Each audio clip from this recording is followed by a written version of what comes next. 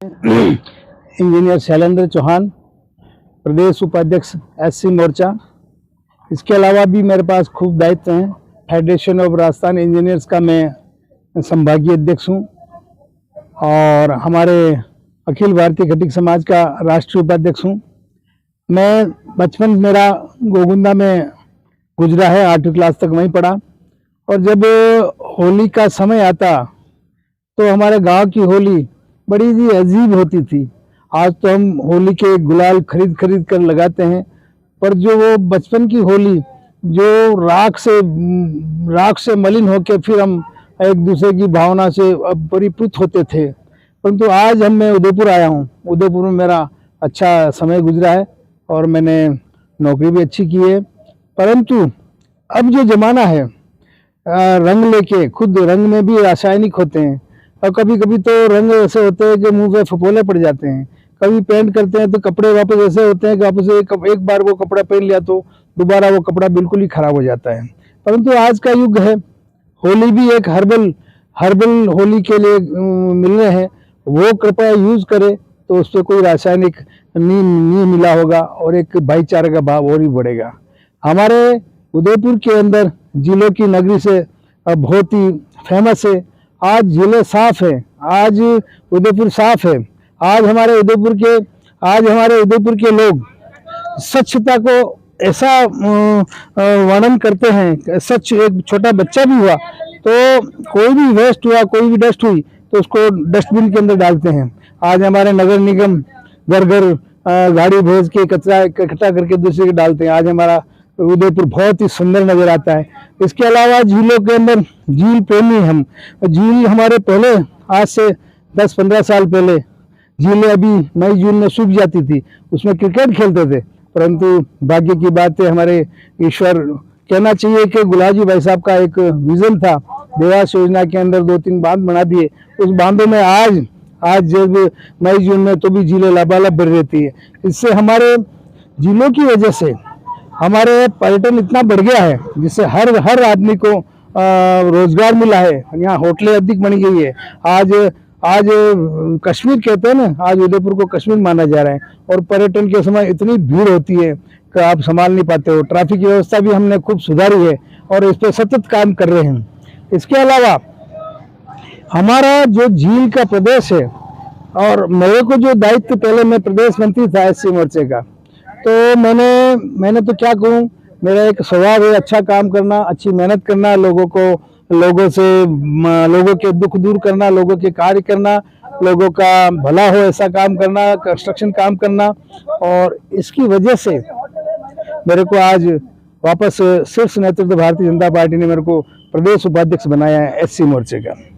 तो मेरा आत्मा तभी सुखी होगी कि हमारे जितने भी धर्म के लोग हैं वो सुखी रहे। जितने भी जनरल वाले हैं, SC वाले, एक सामाजिक समन्वयता कायम हो, भाईचारा कायम हो।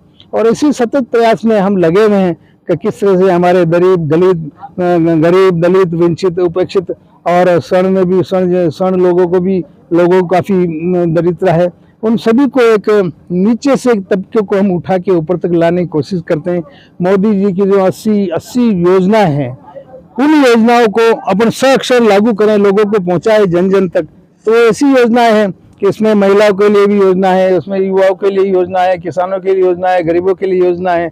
और उन योजनाओं को धन घर घर तक पहुंचेगा तो वाकई में सार्थक मोदी जी एक जमीन से जुड़े हुए नेता है हमारे। और वो ऐसे गरीब, किसान, महिला, युवाओं के बारे में सोचते रहते हैं। जो मोदी जी कम से कम, कोई भी आदमी 8 घंटे से ज़्यादा, 12 घंटे से काम ज़्यादा नहीं करते, पर मोदी जी हमारे सतत प्रयास से 16 घंटे लगातार कार्य करते हैं और न थकते न ऊर्जा। पता नहीं ईश्वर की देन है। मेरे को तो यही लगता है कि पहले राम हुए, कृष्ण हुए और ऐसे भगवान हुए। जब भगवान कृष्ण राम हुए थे तब लोग उनको नहीं जानते थे कि ये महापुरुष होंगे, परंतु उनके जाने के पश्चात, वो काल युग बीतने के पश्चात आज कृष्ण को पूज रहे हैं, आज राम को पूज रहे हैं।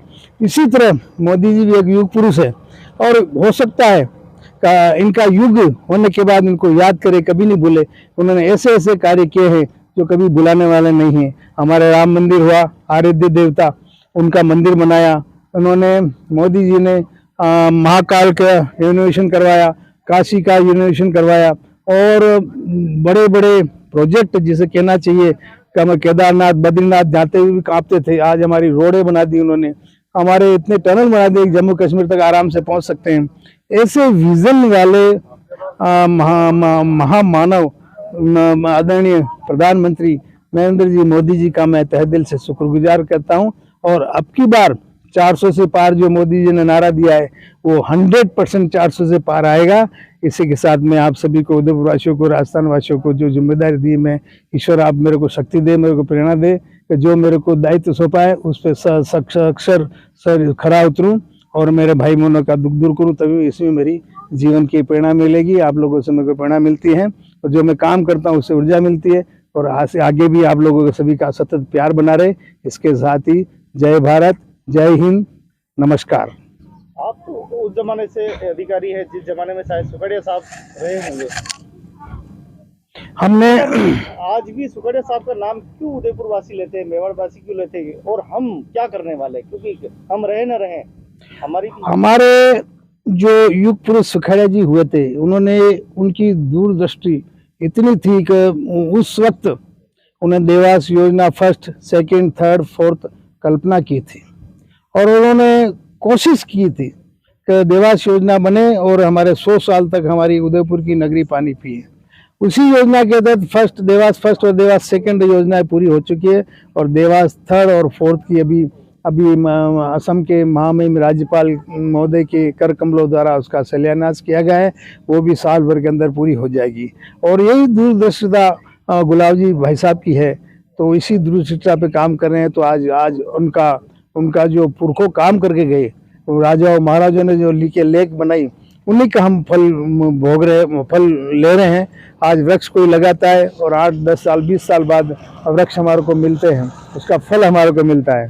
तो यही हमारी इच्छा है कि कहते हैं कि वृक्ष लगाते हैं दादा और पोता उसका फल खाता है। तो हमारी प्रेरणा यही है, हमारा दायित्व यही है कि हम जो मेहनत करें, खूब देश का भलाई करें। राष्ट्र सबसे पहले, सर्वप्रथम हमारा राष्ट्र हो, उसके बाद हमारा देश हो, फिर गांव हो, फिर हमारा मोहल्ला हो। इस तरह हमारी होनी चाहिए।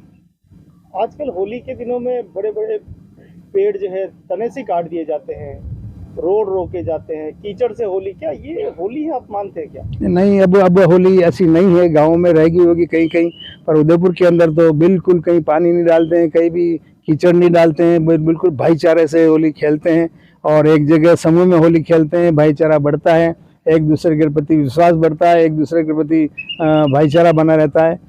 और होली ऐसी अब कीचड़ वाली होली नहीं रही है। कुछ जगह पानी से वो भी अच्छे मित्र होते हैं, वही खेलते हैं, बाकी भाईचारा काफ़ी बड़ा है होली से। होली के दौरान हुड़दंग करने वाले के लिए क्या प्रशासन तैयार है? होली के दौरान हुड़दंग तो कोई 1%, 0.01% ही हुड़दंग करते हैं और उसके लिए तो प्रशासन जो न्यायोचित कार्रवाई होती है वो करनी चाहिए, करते भी हैं। और प्रशासन को धन्यवाद देता हूँ कि होली के दिन भी उनका भी त्यौहार होता है, होली के दिन उनका भी मन करता है रंग खेले, होली खेले, हुड़दंग मचाए, परंतु उन्हीं भावनाओं को कंट्रोल करके पुलिस विभाग कार्य करता है। उनको मैं सैल्यूट करता हूँ। हमारे भाईचारा बनाने में उनका काफ़ी सहयोग रहता है। शैलेंद्र जी, कैसे सपना भारत का देखते हैं आप? कैसा भारत चाहिए सपना का? भारत का सपना हम तो क्या देखें, हमारे यशस्वी प्रधानमंत्री मोदी, हमारी मोदी जी का सपना ही हमारे लिए सपना है। वो भारत को विश्व गुरु बनाने की तरफ अग्रसर है और जल्दी ही मोदी जी हमारे भारत को विश्व गुरु बनाने में पहुंच गए करीब। और इसके अलावा मोदी जी हैं तो भारत है। आज हमारी चारों तरफ से सीमाएं बिल्कुल सुरक्षित है। कोई भी पहले हमारे को आंख दिखाते थे, चाइना आंख दिखाता था, पाकिस्तान आंख दिखाता था।